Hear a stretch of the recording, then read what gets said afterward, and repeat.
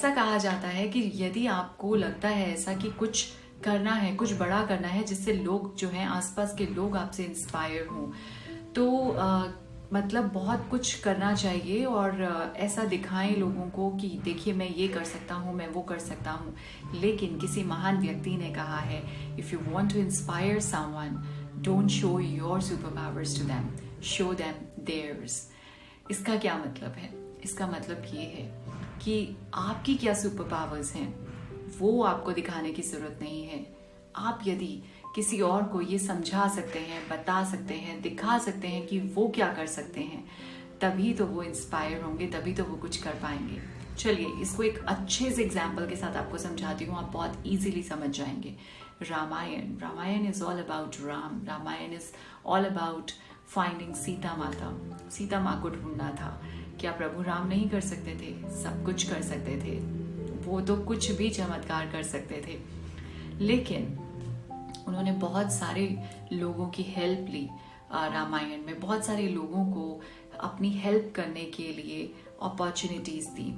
और उसके साथ में जब बात आई श्री हनुमान की, तो हनुमान जी को जब बोला गया कि अब आपको लंका जाना होगा, समुद्र पार करना होगा, ये इतना बड़ा समुद्र, तो प्रभु हनुमान ने बोला कि नहीं, मुझसे नहीं हो पाएगा श्री राम, मैं तो ये कर ही नहीं सकता। तब प्रभु राम ने उनको उनकी सुपर पावर्स याद करवाई कि उन्होंने बचपन में ऐसा क्या किया था, उनके पास क्या ऐसी शक्तियां हैं जो वो प्रयोग करें और ये सब कुछ कर सकते हैं।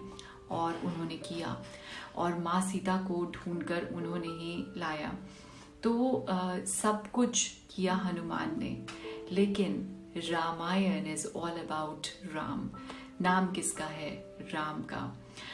तो यही कहा जाता है, अपनी इनसिक्योरिटीज को साइड में रखते हुए कि यदि मेरे पास जो ये नॉलेज है, यदि मैंने ये किसी को दे दी या मैंने किसी को ग्रो करने दिया, तो मैं कहाँ रह जाऊंगा या रह जाऊंगी, वो आगे ग्रो कर जाएगा। तो ऐसा नहीं होगा, कभी ऐसा नहीं होगा।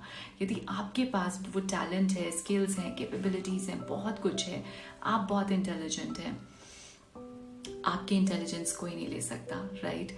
लेकिन यदि आप किसी को ग्रो करवाते हैं, उसको हेल्प करते हैं, उसको उसके टैलेंट्स बताते हैं, वो क्या कर सकता है वो करवाते हैं, समझे, तो वो जब वो पर्सन ग्रो करता है तो ऑटोमेटिकली आपकी ग्रोथ होती है, समझे आप।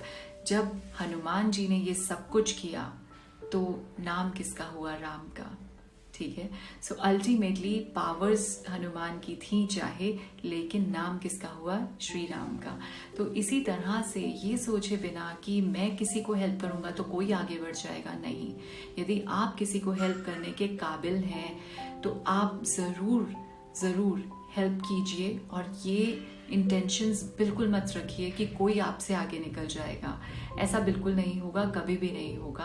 बल्कि आप देखेंगे कि वो जो पर्सन है वो आपके लिए कितने ज़्यादा ग्रेटफुल फील करते हैं, राइट।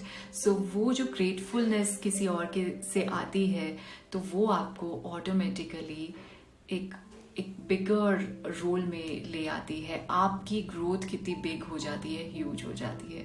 सो ध्यान रखिए इस बात को। ये रामायण जो है, ये महाभारत जो है, ये जितने भी हमारे जो छोटे होते हमने कथाएं सुनी है, इन सब का कुछ ना कुछ मतलब है और वो हमें अपनी लाइफ में इम्प्लीमेंट करना चाहिए, नहीं तो सुनने का कोई अर्थ ही नहीं है।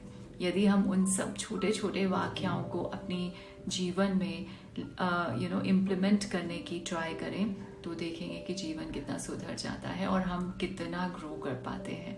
सो just keep remember this thing, if you want to inspire someone, so never show your superpowers to them, try to show them theirs.